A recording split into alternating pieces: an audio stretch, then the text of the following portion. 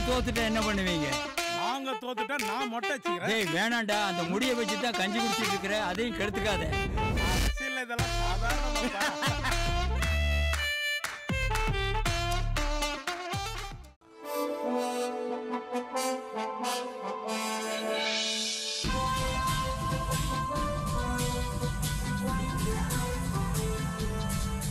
இன்றைய சாய் சித்ரா சீசன் 2 நிகழ்ச்சியிலே பங்கு பெறுகின்ற விருந்தினர் இயக்குனரும் நடிகருமான பார்த்திபன்.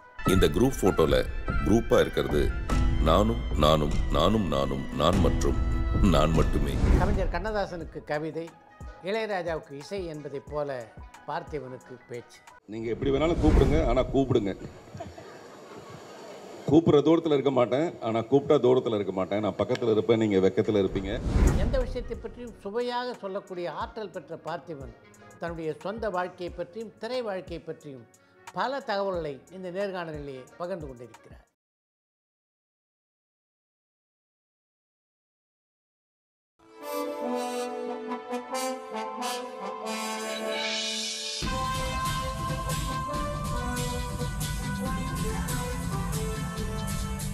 வணக்கம். வணக்கம். புதிய பாதை பார்த்திபன், டீன்ஸ் பார்த்திபன், என்ன வித்தியாசம்? எது முதல் கேள்வியாக இருக்கும்னு நானும் அப்படி யோசிச்சுட்டு இருந்தேன். என்ன கேள்விக்கு நீங்கள் ஆரம்பிப்பீங்க? அது என்னோட முதல் படத்துலேருந்தே ஆரம்பிப்பீங்கன்னு எனக்கு தெரியாது. இப்போ நான் காரில் வரேன், அப்போல்லாம் நான் பஸ்ஸில் வந்துட்டு இருந்தேன். அவ்வளோதான் பெரிய வித்தியாசம். ஒரே மாதிரி சிந்தனை. இன்னும் சொல்லப்போனால் என்னுடைய முதலடியே அதிரடியாக இருந்தது. புதிய பாதை கமர்ஷியலாகவும் ரொம்ப நல்ல பேர் எல்லாமே. இப்போது நான் யோசிக்கிறது, ஏன் அப்படி ஒரு படம் பண்ண முடியல? புதிய பாதை மாதிரி ஏன் பண்ண முடியல? அது எது தடங்களாக இருக்குது அப்படின்னா நிறைய யோசிச்சுட்டே இருக்கேன்.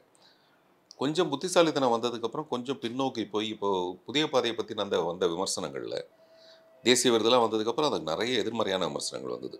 ஒரு கெடுக்கப்பட்ட பெண் கெட்டு போனவனை தான் போய் வாழணும், இதெல்லாம் ஒரு படம்னு எடுத்திருக்காங்க அப்படிலாம் இருந்தது. எனக்கு அதை விட நான் சொன்ன விதமும் அந்த என்னுடைய கேரக்டரைசேஷனும் ரொம்ப பிரமாதமாக இருந்தது. அதுக்கு நான் ரொம்ப ஆப்டாக இருந்தேன். அப்போது என்னை பற்றின எக்ஸ்பெக்டேஷன் யாருக்குமே இல்லாதப்போ நான் அப்படி ஒரு படம் பண்ணி கொடுத்துருக்கேன். இப்போ என்னை பற்றின ஒரு எக்ஸ்பெக்டேஷன். இப்போ கூட நான் உமன்ஸ் கிறிஸ்டின் காலேஜுக்கு போயிட்டு நான் அங்கேருந்து வரேன். ஒரு 3000 ஸ்டூடெண்ட்ஸு, பயங்கர வரவேற்பு. பேர் சொன்னால் அப்படியே அதிருது. குறிப்பாக ஒத்த செருப்பு மாதிரி படங்களோட பேர் சொல்லும்போது அப்படி ஒரு பயங்கர ஆராதனை. அதுக்கு 1000 ஒருவன்லாம் காமிச்சாங்கன்னா அப்படி கத்தி கிடிக்கிறாங்க. அப்படி ஏதோ வாழ்க்கையில் 1-2 படங்கள் நமக்கு ரொம்ப பிரமாதமாக அமைஞ்சிருக்கு. ஆனால் எனக்கு என்னை தவிர வேறு எதுவுமே சப்போர்ட்டிவாக இருந்ததில்லை. எப்போவாவது ஒரு செல்வராகவன், 1000 ஒருவன், எப்போவாவது ஒரு அழகி, அந்த மாதிரியான படங்கள் தான் அமைஞ்சிருக்கே தவிர மீதியெல்லாம் நம்மளே குட்டிக்காரனை போட்டு போட்டு போட்டு போட்டு டீன்ஸ் எனக்கு ரொம்ப பெரிய வருத்தம் என்னென்னா, நான் எதிர்பார்த்தது 100%னா அது 10% கூட வரல. நான் யோசித்தது என்ன, இது வரைக்கும் முன்னாடி நம்ம இரவி நடலோ ஒத்த செருப்போ நம்ம ஒரு செக்டர் ஆஃப் ஃபில்ம் ஆர்டிஸ்ட்டுக்கு ரசிகர்களுக்கு மட்டுமே நம்ம எடுக்கிறோம்.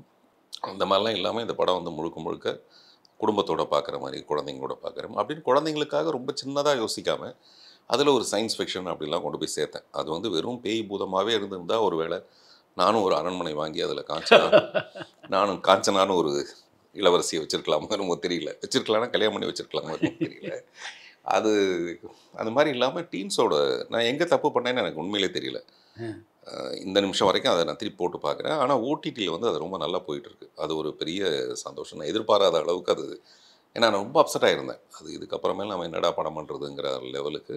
ஆனால் என்னுடைய உற்சாகம் எதுவுமே குறையல. நீங்கள் கேட்குற அந்த புதிய பாதையப்போ நான் எப்படி இருந்தனோ அதை விட இன்னும் ஒரு ஸ்டெப் அதிகமாக இருக்குன்னு சொல்லலாம். ஏன்னா அது வந்த உடனே கிடைச்ச பரபரப்பில் நான் வேறு எங்கேயோ போயிட்டு இருந்தேன். ஒரு அந்த கிராவிட்டியை தாண்டினா எப்படி பறக்க முடியுமோ அந்த மாதிரி மிதந்துட்டு இருந்தது போக, இப்போ ஒரு நிதர்சனமான இடத்துல நம்மளை தாண்டி நிறைய பேர் போயிட்டே இருக்காங்க. நிறைய நடிகர்கள், நிறைய சம்பளம், இதெல்லாம் வேற எங்கேயோ போயிட்டுருக்கு. அதனால் டீன்ஸ் எனக்கு ஏற்படுத்தினது மிகப்பெரிய ஒரு வருத்தத்தையும் தொய்வையும் தற்காலிகமாக. அப்புறம் அந்த தொய்வுலேருந்து மீண்டு மறுபடியும் என்ன பண்ணலாம், மறுபடியும் பண்ணலான்னும் போது எனக்கு வெறுமே அது ஒரு கமர்ஷியல் படத்துக்கான ஒரு 70-80 ஸ்கிரிப்ட் என்கிட்ட இருக்குது. அதில் ஒரு 70 ஸ்கிரிப்ட் நல்ல கமர்ஷியல் படங்கள் தான். ஆனால் இன்றைக்கி இருக்க சூழ்நிலை அதெல்லாம் படமாக்குறதுக்கு ஒரு பெரிய ஹீரோ வேணும், அல்லது அந்த பட்ஜெட் வேணும். அந்த பட்ஜெட்டில் நம்ம எப்படி நம்ம நடித்து அந்த படத்தை நமக்கு ஒரு சின்ன சர்க்கிளுக்குள்ளே தான் நம்ம பண்ண வேண்டியதாக இருக்குது. அப்படி இருக்கும்போது தான் நான் இப்போ எனக்குன்னு மறுபடியும் ஒரு ரெஸ்ட்ரிக்டடான இடத்துல யோசிக்கிறேன். தற்காலிகமாக இப்போ நான் பண்ணிகிட்டு இருக்கிறது தெலுங்கில் ஒரு 2 படம் பண்ணிகிட்ருக்கேன். மலையாளத்தில் மிஸ்டர் டுமில்னு ஒரு படம், நான் ஹீரோவாக நடிக்கிற ஒரு படம். அந்த மாதிரி அடுத்து என்ன பண்ண போகிறேங்கிறத பற்றி யோசிச்சுட்ருக்கேன். புதிய பாதையும் அப்போ நான் அப்படி தான் யோசிச்சுருந்தேன், இப்போ அப்படி தான் யோசிச்சுட்ருக்கேன். அதனால் ஒரு பெரிய வித்தியாசம் எனக்கு தெரியல. முதல்ல சொன்ன மாதிரி முதல்ல பஸ்ஸில் வருவேன், இப்போ காரில் வந்திருக்கேன். புதிய பாதை பண்ணும்போது என்ன மாதிரியான ஒரு பயம் உங்களுக்கு இருந்தது? டீன்ஸ் பண்ணும்போது என்ன மாதிரியான ஒரு அச்சம் இருந்தது? புதிய பாதை பண்ணும்போது ஆக்சுவலாக ரொம்ப பெரிய பயம் இல்லை. இல்லை. நிறைய பயத்தை கடந்துட்டேன் நான். நான் வந்து பாக்யராஜ் அசிஸ்டண்ட்டாக இருந்து ரொம்ப நல்ல பேரெல்லாம் வாங்கி, இவர் மட்டும் நாளைக்கு சினிமாவுக்கு வந்தார்னா அப்படிலாம் சொல்லி நிறைய அதுலேயும் நிறைய மூக்கடப்பட்டு திரும்பி வந்து இந்த படம் ஆரம்பிக்கும் நின்று போயிடும், அந்த படம் கேள்விக்குறின்ற பேரில் ஆரம்பிக்கும் நின்று போயிடும் அப்படிலாம் பண்ணி கடைசியில் புதிய பாதை ஆரம்பித்ததுக்கப்புறம் ஒரு நல்ல ப்ரொடியூசர் சுந்தரம் சார் மாதிரி ஒரு ப்ரொடியூசர்கிட்ட அந்த படம் போயிட்டதுனால எனக்கு ஒரு பெரிய என்னுடைய வேலை வந்து அதை எப்படி தயாரிக்கிறதுன்றது மட்டும்தான் இருந்தது. அதில் சில ரெஸ்ட்ரிக்ஷன்ஸ் இருக்கும். கதாநாயகியோட டேட்ஸ் கிடைக்காது, அந்த குறிப்பிட்ட நாளைக்குள்ளே அதை எப்படி பண்ணுறதுன்ற சேலஞ்சஸ் இருந்ததே தவிர ஒரு டைலாக்கை கூட நான் இன்னொரு தடவை மாற்றி எடுக்கணுங்கிற அளவுக்கு எனக்கு குழப்பமே வந்தது கிடையாது. இது ஒரு ஆல்டர்னேட் எடுத்துக்கலாமா அப்படிலாம். அப்போ உங்களுக்கு தெரியும் ஃபில்ம், அதனால் நான் நடிச்சுட்டு நானே கட் சொல்லிட்டு போயிடுவேனே தவிர அதில் அவ்வளோ கான்ஃபிடென்ஸ் இருந்தது எனக்கு எந்த விதமான தயக்கமும் கிடையாது. படம் ரிலீஸ் வரைக்குமே எனக்கு அதில் பயம் இல்லை. ஆனால் இன்னொருத்தருடைய படம் கிட்டத்தட்ட ஒரு 38 லட்சம் ரூபா போட்டிருக்காங்க. இந்த படம் வந்து என்னவா மாறலைன்னா என்ன ஆக போகுது? எனக்கு ஒன்றும் ஆக போகிறது இல்லை. ஏன்னா என்னை யாருக்கும் தெரியாது. அதனால் நம்ம பாட்டில் அப்படியே ரோட்டில் இறங்கி நடந்து போயிடலான்ற லெவலுக்கு தான் இருந்தது. பட் அப்படியே டீன்ஸ் அப்போ இது வேறு. டீன்ஸ் அப்போ இதுக்கு பின்னாடி இருக்கிற என்னுடைய நண்பர்கள் கொஞ்சம் பேர் இரவினிடலுக்கு அப்போ அவங்க தான் இன்வெஸ்ட் பண்ணாங்க. அந்த பணமே அவங்களுக்கு முழுக்க போய் கிடைக்கல. அதில் மறுபடியும் நம்பிக்கையோடு இன்னொரு படம் பண்ணுறாங்க. இந்த படத்தப்போ நாங்கள் ஒரு 10 கதை பேசியிருப்போம். அந்த தயாரிப்பாளர்கிட்ட நான் ஒரு 10 கதை சொல்லியிருக்கேன். ஆண்டாள்னு ஒரு கதை, அது வந்து ஒரு ஃபேமிலி ட்ராமா. அனுஷ்கா மாதிரி ஒரு ஹீரோயினாக இருந்தால் நல்லாயிருக்கும், நயன்தாரா மாதிரி ஒரு ஹீரோயினாக இருந்தால். இந்த ஹீரோயின் ஓரியன்ட் கதை, அது பெண்களுக்கு பிடிச்ச மாதிரி ஒரு படம்லாம். புதிய பாதையில் நான் ரொம்ப சாதிச்சதுன்றது என்னென்னா எல்லா வர்க்கத்தையும் நம்ம அந்த படத்தில் கேப்சர் பண்ண முடியுது. குறிப்பாக பெண்கள், குடும்பம் எல்லாமே. அதை நம்ம நடுவில் எங்கெங்கேயோ மிஸ் பண்ணிவிட்டு ஒரு அறிவுஜீவிகளுக்காகவே படம் எடுத்துகிட்டு இருக்கோன்ற மாதிரி இல்லாமல் இந்த ஆண்டாளோ இந்த மாதிரி ஒரு 10 கதை பேசி எல்லாரும் தேர்ந்தெடுத்ததான் இந்த டீன்ஸ் அப்போ எனக்கு என்ன ஒரு பயங்கர இதுன்னா இது ஒரு கலெக்ஷனில் கண்ணாமின்னா பின்னிட போகுது. அதனால் புதிய பாதை மாதிரி தான் இப்போது எனக்கு சுத்த தைரியத்தில் தான் அந்த படத்தை பண்ணேன். அதோட ரிசல்ட் வந்து இப்போ நம்ம பெரிய பெரிய படங்கள் கங்குவாவோ இல்லாட்டி இந்தியன் 2வோ அல்லது மிகப்பெரிய படங்கள்னு சொல்லக்கூடிய படங்கள் தோல்வி அடையும் போது இந்த தோல்விக்கு பின்னாடி அதை ஷோல்டர் பண்ணுறதுக்கு நிறைய பேர் இருக்காங்க. முதல்ல அதை பங்கு போட்டுக்கிறாங்க. ஒரு 5 கோடி ரூபாய் 100 கோடி ரூபாய் லாஸ்ன்னு வச்சுங்களேன். அதில் 10 பேர் அதில் இருப்பாங்க.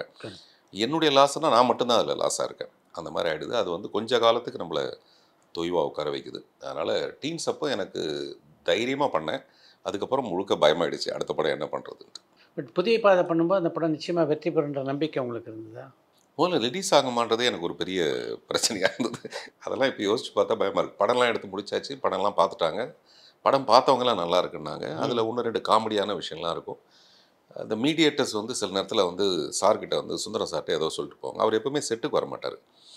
அப்படிப்பட்ட ஒரு ஃப்ரீடத்தை டைரக்டர் கொடுப்பாரு. பட் த சேம் டைம் அந்த ப்ரொடக்ஷன் மேனேஜர் ஒருத்தர் போய் ஏதோ ஒன்று சொல்லிடுவார். பேண்ட்டுக்கு மேலே லுங்கி கட்டி நடிக்கிறாருங்க, இதெல்லாம் பார்த்தா பெண்களுக்கு விரும்ப மாட்டாங்க அப்படின்னோட படத்தை நிறுத்திடுவாங்க. 2 நாளைக்கு ஷூட்டிங் கிடையாது, நிறுத்திடுவார். என்னங்க எல்லோரும் இப்படி சொல்கிறாங்க. நான் சொன்னேன், நான் எல்லாமே உங்கள்கிட்ட நடிச்சே காமிச்சேன் சார். அதில் நிறைய கெட்ட வார்த்தை இருக்குது, 38 கெட்ட வார்த்தை இருக்கும். முதல்ல அதெல்லாம் நான் உங்களுக்கு சொன்னேன் சார், இப்படிலாம் தான் சொன்னேன். கரெக்டு, பட் பார்க்கும்போது எல்லோரும் ஒரு மாதிரியாக இருக்குது அப்படின்றாங்க. இல்லை சார் அப்படின்னு கன்வின்ஸ் பண்ணி 2 நாள் ஆகும், மறுபடியும் ஷூட்டிங் ஆரம்பிக்கும். அதுக்கப்புறம் முடியை பிடிச்சி ஒரு பொம்பளை அடிப்பேன். அதுக்கு வந்து அதை போய் ஒருத்தர் பற்ற வச்சுருவார். பார்த்தா இதெல்லாம் யாரும் பெண்களே வரமாட்டாங்க தியேட்டருக்கு அப்படின்னு உடனே அப்புறம் அவரை போய் கன்வின்ஸ் பண்ணி இப்படி ஒன்று ஒன்றா நடந்துகிட்டே இருக்கும். அப்புறம் எல்லாம் படம்லாம் முடிஞ்ச உடனே படம் பார்த்துட்டு எல்லாம் நல்லா இருக்குன்னு சொன்னோன்னே அதில் ஒரு மீடியேட்டர் போய் சொல்லியிருக்காரு, இந்த படத்தில் பாப்புலர் ஆர்டிஸ்ட்னா சீதா தான், பார்த்திபன் இல்லை. அந்த பையன் புது பையன் பாவம்.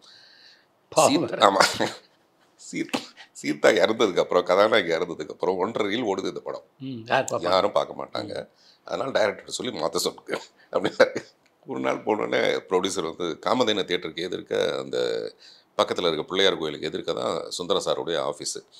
நான் போகும்போதெல்லாம் பிள்ளையார் கோயிலை வேண்டிட்டு தான் போவேன். ஏன்னா இன்றைக்கி ஏதோ ஒரு பிரச்சனை ஒன்று வரப்போகுது, அது நீ தான் தீர்த்து வைக்கணும் அப்படின்னு சொல்லிட்டு வேள முகத்தோணே அப்படின்லாம் போவேன் மேலே. போனால் அன்றைக்கி ஒரு குட்டை தூக்கி போடுறாரு. என்ன சொல்கிறாருன்னா, இந்த மாதிரி சொல்கிறாங்க, அதை வந்து நம்ம மறுக்கக்கூடாது, முதல்ல யோசிக்கணும் நம்ம. நான் அப்படியே பார்த்துட்டு, சார் அவன் வந்து ஒரு அனாதையாக இருந்தான் சார், கடைசியில் அவன் அனாதையாக கூடாதுங்கிறதுக்கு தான் சார், அந்த கதையெல்லாம் எனக்கு வேண்டாம், கதை சொல்லிட்டீங்க, படம் எடுத்துட்டீங்க, இப்போ கதாநாயகி இறந்ததுக்கப்புறம் 1.5 மணி நேரம் 1.5 ரீல் யாரும் பார்க்க மாட்டாங்கன்றாங்க, அதுக்கு நீங்கள் என்ன சொல்கிறீங்க? போங்க யோசிங்க. அவர் கெட் அவுட்னு மட்டும் சொல்ல மாட்டார், அவ்வளோதான். மணிரத்னம் சார் எப்படின்னா, முதல்ல போனோன்னே வணக்கம் வாங்கன்னு சொல்கிறதே ஒரு சிரிப்பு, அடுத்த 2ஆவது நிமிஷத்தில் ஒரு சிரிப்பார். அது வந்து கெட் அவுட்னு அர்த்தம். ஆமாம், போன அர்த்தம். அதை அவர் சொல்லாமே சொல்லுவார் நமக்கு. நம்ம சுற்றி பார்த்துட்டு இருப்போம், அவர் சிரிப்பார். அப்படி போயிடுங்கன்னு அர்த்தம். அந்த மாதிரி இவரும் கெட் அவுட் அப்படின்ற லெவலுக்கு சொல்லிட்டாரு. நானே அசிஸ்டன்ஸ்லாம் சார் அவருக்கு ஒன்றும் தெரியல சார், அவரை போய் நீங்கள் இதை போய் எப்படி சார் கதாநாயகி செத்து போய்ட்டு எப்படி சார் பார்க்க மாட்டாங்க அது இதுன்றாங்க. சரி ப்ரொடியூசர் சொல்கிறாரு நம்ம யோசிப்போம். 2 நாள் யோசிக்கிற மாதிரி நடிச்சுட்டு அப்புறம் போய் அவர்கிட்ட சார் நான் யோசித்து பார்த்த வகையில் சரி போங்க அப்படின்ட்டாரு. அதாவது நான் உண்மையிலே சின்சியராக 2 நாள் ட்ரை பண்ணி பார்த்தேன், முடியல. இந்த மாதிரி நிறைய தடங்கள்லாம் வந்து ஒரு நாளைக்கு பார்த்திபன் இந்த படம் ரிலீஸ் ஆகாது அப்படின்ட்டார். ஏன்னா அதில் இப்போ கூட பார்த்தீங்கன்னா ப்ரொடியூஸ்டு பை வெங்கட்ராமன் போட்டிருக்கோம். வெங்கட்ராமன்றவர் வந்து நம்ம ஆனந்த விகடன் எம்டியோட வேண்டியவர், பாலசுப்ரமணிய சாத்துக்கு வேண்டியவர். அவர் பேரில் ஒரு படம் எடுக்கிறாரு. ஏன் எடுத்தாருன்னு எனக்கு தெரியாது. அவர் பேரில் தான் இருக்குது தயாரிப்பு இருந்தது பூஜை போடும்போதெல்லாம். அவருக்கும் இவருக்கும் ஏதோ ஒரு பிரச்சனை, அவர் நிறைய கடன் வாங்கியிருக்காரு. இப்போ அவர் மேலே கேஸ் போட்டிருக்காங்க விகடன்லேருந்து பாலசுப்ரமணிய சார்.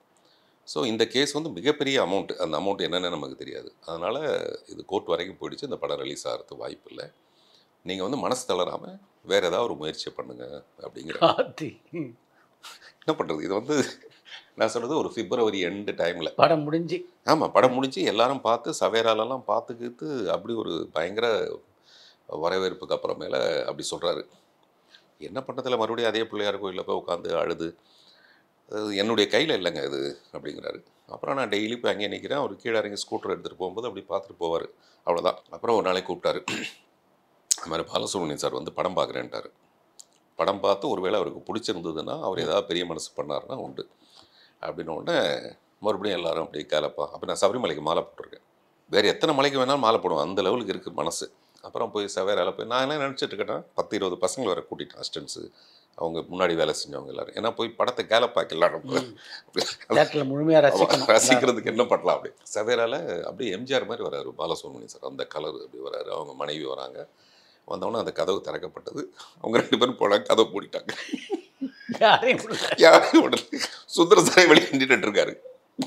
எனக்கு ஒரு மாதிரி ஆயிடுச்சு. நான் சொல்கிறேன் நாங்கள்லாம் ஃப்ரெண்டில் போய் உட்காந்துட்டு அவர் அந்த மாதிரிலாம் பார்க்க விட மாட்டார். அவர் மட்டும் தான் பார்ப்பார். நாங்கள் வெளியில் உட்காந்து கைத்தட்ட இடம் இந்த இடத்துல எப்படி கைத்தட்டுவாங்க, எப்படி 2 பேர் பார்த்தா இந்த படத்தை ஜட்ஜ் பண்ண முடியும் அப்படிலாம் சொல்லிட்டு ரொம்ப குழப்பத்துக்கு அப்புறம் மறுபடியும் அந்த கதவு திறந்தது. அவர் வெளியில் வந்தார். போகும்போது ஷோல்டரில் எப்படி கை வச்சார் என் மேலே, வச்சுட்டு போயிட்டார். சூப்பர், அவ்வளோதான். பின்னாடியே சுந்தரம் சார் போனார். அப்புறம் போயிட்டு வந்துட்டு சொன்னார் அவருக்கு ரொம்ப படம் பிடிச்சிருக்கு, ரொம்ப பாராட்டினார். உங்களை என்ன பாராட்டல அவர்கிட்ட சொல்லியிருக்காரு, பாராட்டினார். நாளைக்கு பார்க்கலாம் அப்படின்னாரு. நாளை காலையில் போய் 10 மணியில் வந்து உட்காந்துருந்தேன். அப்புறம் வந்து சொன்னார் அந்த கேஸை அவர் வித்ட்ரா பண்ணிக்கிறாரு, இந்த படம் ரிலீஸ் ஆகும். இப்படி மாதிரியான நிறைய தடங்கள் வந்து வந்து வந்து வந்து முதல்ல இந்த படம் ரிலீஸ் ஆகணும், அதுக்கப்புறம் வந்து 2 ஷோ ஃபுல்லாச்சுன்னா போதுன்ற லெவலுக்கு மட்டும் தான் எனக்கு இருந்தது. ஏன்னா அபூர்வ சகோதரர்களோட இந்த படம் வரப்போகுது. மறுபடியும் அடுத்த பிரச்சனை அன்பாலியா பிரபாகர் மாதிரி 2 பேர் வந்து படத்தை வாங்கிட்டு திருப்பி கொடுத்துட்டாங்க. அந்த மாதிரி அந்த அபூர்வ சகோதரரோட போட்டிக்கெலாம் இது வரக்கூடாது. இது நியூ ஃபேஸ் நடிக்கிற படம், வேற ஒரு நாளைக்கு வாங்கலாம், ஏன் இந்த நாளையில் வரணும்னு அவர் என்ன கேட்குறாரு. நான் சொல்லல சார், நம்ம அந்த போட்டியில் தான் சார் போகணும், அப்போ தான் நமக்கு கொஞ்சம் மிச்சம் மீதி இந்த டிக்கெட் ஓவர் ஃப்ளோ வந்ததுனால நமக்கு வந்துடும் சார். நான் ஒரு விளம்பரம் எழுதி காமிச்சேன். யானைக்கு சோறு ஊட்டும்போது ஒரு பருக்க விழுந்ததுன்னா கீழே விழுந்ததுன்னா 1000 எறும்புக்கு தீனி. அதனால் எல்லோரும் கமல் ரஜினி படத்துக்கு போங்க, கிடைக்கலன்னா என் படத்துக்கு வாங்க, உங்களை திருப்திப்படுத்த முடியும்னு நம்பிக்கை எனக்கு இருக்குது. அதெல்லாம் எழுதி காட்டுறேன். காட்டணும் அவருக்கு ஒரு பயங்கர தெம்பு வந்து. அவர் ஏற்கனவே பெரிய ரிஸ்க் எடுக்கிறாரு. இவ்வளோ பணத்தை போட்டு அவ்வளோ பெரிய ரிஸ்க் எடுக்கிறவர் இது ஒரு பெரிய ரிஸ்க் மாதிரி தெரியல. அதுதான் என் வாழ்க்கையோட மிகப்பெரிய விஷயம். அப்புறம் ரிலீஸ் பண்ணலான்னு சொல்லிட்டாரு. நான் இது வரைக்கும் பார்த்துட்டு இருந்தேன். நான் என்ன பண்ணிட்டேன்னா நேராக சபரிமலைக்கு போயிட்டேன். இனிமேல் இது என்னுடைய பொறுப்பு இல்லை, நீயே எப்படியாவது பார்த்துக்கோன்னு சொல்லிட்டு நான் பாட்டில் கிளம்பி சபரிமலைக்கு போயிட்டேன். 14ஆம் தேதி படம் ரிலீஸு, 13ஆம் தேதி நான் சபரிமலையில் நடந்துகிட்ருக்கேன். அப்புறம் படம் ரிலீஸ் ஆச்சு. அந்த ஃபஸ்ட்டு ஷோவில் கிடைச்சதை விட அடுத்த ஷோ அது அப்படியே பில்டப் ஆகுது. 14ஆம் தேதி சாயங்காலம் நான் ஃபோன் பண்ணி கேட்குறேன், படம் பிரமாதமாக இருக்குன்னாங்க. 15ஆம் தேதி தான் நான் இங்கே வந்தேன். அதனால் படம் ரிலீஸ் ஆனாலே போதுங்கிற என்னுடைய விஷயத்தில் இங்கே வந்து நம்ம அசிஸ்டன்ஸ்லாம் சொன்னாங்க, சார் உதயந்தர்லாம் போய் பாருங்கள், கிழிது ரஜினி இன்ட்ரோ மாதிரி சார், நீங்கள் வந்தீங்கன்னா கிழிக்கிறியோ அப்படிலாம் சொல்லி ஏற்றி விடாதீங்கன்னு சொல்லிட்டு அப்புறம் போய் பார்த்தா அந்த மாதிரியான ஒரு பெரிய ரெஸ்பான்ஸ் இருந்தது. ஸோ அந்த சந்தோஷத்தை அதுக்கப்புறம் நான் அனுபவிக்கவே இல்லை. அந்த புதிய பாதையில் கிடைச்ச அந்த வெற்றி இருக்குது பார்த்தீங்களா, அது என்ன பணமாக மாறிச்சு, என்ன பங்களாவாக மாறிச்சுன்றதெல்லாம் விட அது வந்து அப்படி பெரிய சந்தோஷத்தை கொடுத்தது. அந்த சந்தோஷத்தை மறுபடியும் நான் எதிர்நோக்கிட்டு இருக்கேன். சினிமாவில் பொதுவாக வெற்றி வந்து எப்போவுமே அன்பிரடிக்டபுள். ஏபி மையப் சிட்டர் தோற்றுருக்காரு, எஸ்எஸ் வாசன் தோற்றுருக்காரு, மார்கன் தேட்டர்ஸ் ராமசுந்தரம் தோற்றுருக்காரு, நாகரெட்டியார் தோற்றுருக்காருன்னு தான் எல்லாரும் சொல்கிறாங்க. ஏன் சினிமாவுடைய சக்ஸஸ் வந்து அன்பிரடிக்டபுளாக இருக்குதுன்னு நீங்கள் நினைக்கிறீங்க? இவ்வளோ தோற்று போன ஒருத்தங்கிட்ட போய் இப்படி ஒரு கேள்வி கேட்குறீங்க. நீங்கள் சொன்ன வரிசையில் வந்து அந்த வரிசையில் நானும் இருக்கிறது எனக்கு ரொம்ப சந்தோஷமான விஷயந்தான். எனக்கு தெரிஞ்சு லைஃப்பும் சினிமாவும் வேறு வேறு இல்லைன்றது தான். லைஃபே வந்து ரொம்ப அன்பிரடிக்டபிளான ஒரு விஷயந்தான்.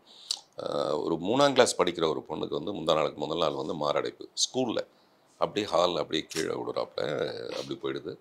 ஒரு டான்ஸ் ஆடிட்டு இருக்க பொண்ணு அப்படியே ஸ்டேஜில் விடுது. இதெல்லாம் அன்பிரடிக்டபிள்னால் லைஃபோட விஷயம் நமக்கு தெரியாது. அப்புறம் நம்ம எதையாவது ஒன்று காதலித்து தொலைச்சிடுவோம். இந்த காதல் எது மேலேங்கிறத பொறுத்தது. என்னுடைய காதல் வந்து காதல் மாதிரியே இருக்கிறதுனால எனக்கு பெரிய பிரச்சனை. ஒரு காதலியாக இருந்தால் விட்டுட்டு போயிட்டான்ட்டு இப்போ நீங்கள் சொன்ன மாதிரி வருத்தப்பட்டுக்கிட்டு இருக்கலாம். ஐயோ காதலி போயிட்டேன், இது காதல், அதனால் அது என்னை விட்டு போகவும் போகாது. இப்போவும் டமால் இப்போ நான் வந்து நிறைய தொடர்ந்து படங்கள் பார்க்குறேன். இப்போ இந்த கமர்ஷியல் படங்கள் ஓடுற படங்களில் எனக்கு ரொம்ப பிடிக்கிறது லப்பர் பந்து மாதிரியான படங்கள் எனக்கு ரொம்ப பிடிக்குது. அந்த வெற்றி ரொம்ப நியாயமான வெற்றியாகவும் ரொம்ப தேவையான வெற்றியாகவும் அதை நான் பார்க்குறேன். மகாராஜா படம் பார்த்துட்டு நான் அந்த டைரக்டர்கிட்ட அன்றைக்கி நைட்டே பேசிவிட்டு நான் வேறு ஒரு கதை பண்ணியிருக்கேன், இன்ஸ்பைர்ட் பை மகாராஜான்ட்டு. அந்த மாதிரி ஒரு கதை. ஸோ அந்த மாதிரி நிறைய படங்கள். மகாராஜாவோட வெற்றிங்கிறது பெரிய மாபெரும் வெற்றி. அது லப்பர் பந்தோட ஸ்க்ரீன் பிளே அது கிட்டத்தட்ட வந்து ஒரு முள்ளு மலருக்கான உங்களுக்கு நீங்கள் அதை ரிலேட் பண்ண முடிஞ்சுதான்னு தெரில. கிட்டத்தட்ட முள்ளு மலரும் லப்பர் பந்தும் ஒரே மாதிரியான ஒரு ட்ராக். அது அண்ணன் தங்கச்சி அதில் வந்து அப்பா பொண்ணாக இருப்பாங்க, ஒரு சின்ன ஈகோ, அதுதான் இந்த மாதிரி விஷயம். பட் இருந்தால் கூட அந்த அந்த அவங்களுடைய வெற்றி ரொம்ப சந்தோஷமாக இருந்தது. என்னென்ன மாதிரி நம்ம படங்கள் பண்ணலான்னா இப்போ நிறைய யங்ஸ்டர்ஸ் வந்து நிறைய புதுமையான படங்கள் பண்ணும்போது எனக்கு பர்சனலான ஒரு சந்தோஷம் வரும்.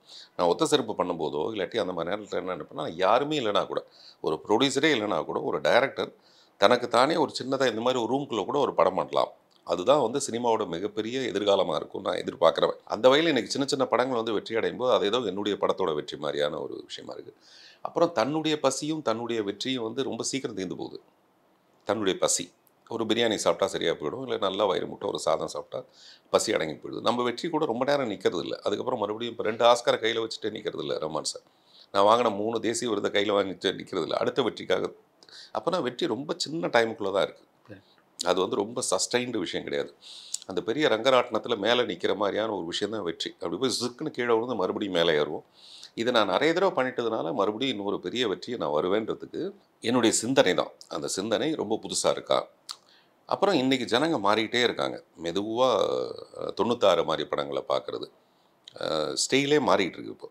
இப்போ லப்பர் பந்து மாதிரியான படங்கள்லாம் பார்க்குறது. அதனால் எனக்கான உரிய நேரம் இன்னும் நிறைய இருக்குன்ற மாதிரியான ஒரு நம்பிக்கை இப்போ கொடுத்துருக்கு. பார்த்திபன் என்ற நடிகருடைய வெற்றி டைரக்டர் பார்த்திபனை பாதிச்சிருக்கா? அவன் தான் சோறு போடுறான். ஆக்சுவலாக ரைட்டர் சுஜாதா வந்து எனக்கு சொன்ன ஒரு அட்வைஸ் வந்து, ஆடுகளம் வந்து நான் பண்ண வேண்டியது. வெற்றிமாறன் வந்து என்கிட்ட வந்து என்னை கன்வின்ஸ் பண்ணிட்டு இருக்காரு அந்த நேரத்தில். அப்போ என்னுடைய பிளான் வந்து நானும் தனுஷும் நடிக்கிறதுக்கு ஒரு கதை ஒன்று ரெடி பண்ணியிருந்தேன். நீண்ட இடைவெளிக்கு பின்னால் மணிரத்னம் படத்தில் நடிச்சது எப்படி?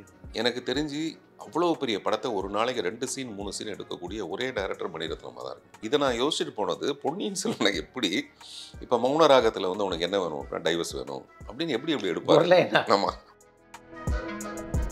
அந்த படத்தில் ஐஸ்வர்யாவோட பணியாற்றி அந்த ஐஸ்வர்யாவோட நான் பேசினது பழகினதெல்லாம் நிறைய. நான் அதுக்கு முன்னாடி ஐஸ்வர்யா ரொம்ப ஃபாலோ பண்ணிட்டு இருந்தேன், அபிஷேக் பச்சனை விட அதிகமாக. படத்தோட ஃபங்க்ஷனுக்காக நேரு இண்டோர் ஆடிட்டோரியத்துக்கு போகும்போது அவங்க முன்னாடி நின்றுருந்தாங்க, நான் பின்னாடி போயிட்டு இருந்தேன். இப்படி எதுக்கும் திரும்பி பார்த்தாங்க. பார்த்துட்டு வா இவங்களாம் சொல்லிட்டு யூ கோ ஃபர்ஸ்ட் அப்படின்னு என்னை கை வச்சு முன்னாடி என்னை அனுப்புனாங்க. அது கமெண்ட்ல ஒருத்த போடுறான். பரபரப்பான சினிமா செய்திகள், நட்சத்திரங்களின் பேட்டிகள், சினிமா வரலாறு ஆகியவற்றை பார்க்கவும் படிக்கவும் உங்களுக்கான இணையதளம் tourantalkies.co.